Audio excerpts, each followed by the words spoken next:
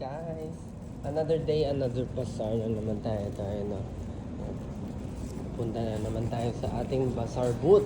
Nandito tayo sa Glorieta. Meron din na SM Aura, Juan Ayala, iba-ibang schedule po.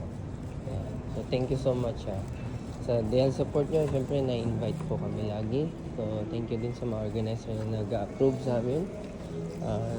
Na pinapayagan kami mag-participate sa kanilang booth. Yan, kita mo sarado pa po yung mall ngayon. Yan, syempre maaga pa eh. Pero ganun talaga.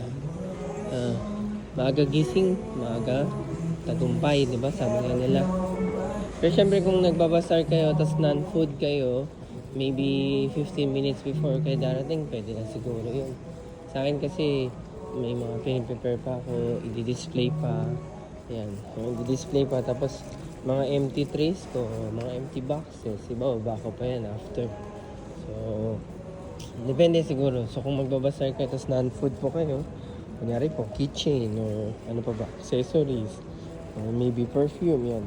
Siyempre, feeling ko, hindi nyo naman kailangan 1 hour before, or 2 hours before. Unless siguro, setup day. So, madalas, once a day lang kayo, once a day. Once every ingress lang kayo mahirapan siguro. Kasi marami sa setup. And then tomorrow, kahit hindi na masyado late, diba? Yun, no? Kita mo sarado pa to si Papay. So, maaga pa kasi. Pero ganun talaga. Yan ang turo sa akin. Habang tulog ang mga competitors mo, ikaw ay gising at kumikita. Diba? Habang tulog sila, ikaw naman ay iniisip mo na ano yung mga plano mo. Or ina-execute mo na yung mga plano mo. Kapag nag-i-ingress naman, mag-isa, mahirap talaga. Minsan isang balik, minsan 2 balik. Huwag naman sana 3 balik. Nakapagod, diba? Kaya kung pwede kayo kumuha ng kasama kahit sa ingress lang, diba? Malaking tulong na yun. And then kung papiliin ka, 2 balik pero mas konti dala o isang mahirap na dalahin, isang punta, it's up to you. Cost benefit nyo na lang po yan. Sometimes, masarap din yung hindi mabigat. Yan, ito. Yan. So, nag-share lang ako sa inyo. Yan. Ito yung mga ano natin. Yan, winawanhan ko ng alam. Yan. Kasi para lahat madala ko eh. Kahit mabigat. Depende po sa inyo. Ano mas trip nyo. Ito na po yung ano natin.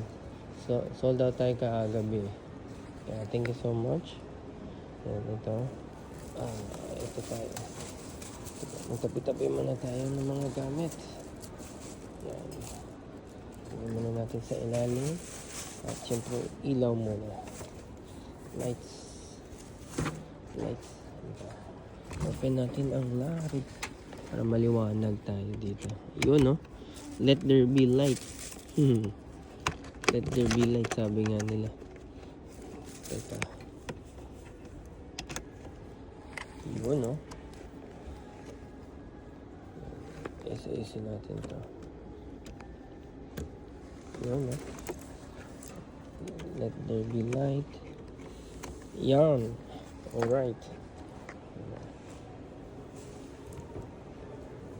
Tapos cover lang paggabi, diba? Para safe tayo. Safe mga gamit. Safe mga ano, you know? Sold out tayo. Thank you so much. May nagpakyaw eh. Parang ano na lang yun. Konti na lang din naman. Around 30 minutes before, parang 6 na lang. Sabi niya, kukunin na daw na lahat. Para makauwi na kayo. O, diba? Minsan swerte din eh, diba? Minsan, we can ask them nicely, diba? No? So, sir, ma'am, maybe you want to consider. Pag hindi, okay lang, diba? We just ask, diba?